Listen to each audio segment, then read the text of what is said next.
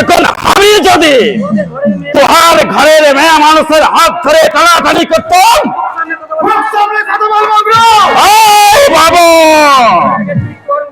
তার আগে তুই তোহার মনটাকে সামলে রাখ। মেয়া মানুষ কি মা ভাবতেছি, বোন বলে ভালোবাসতেছি,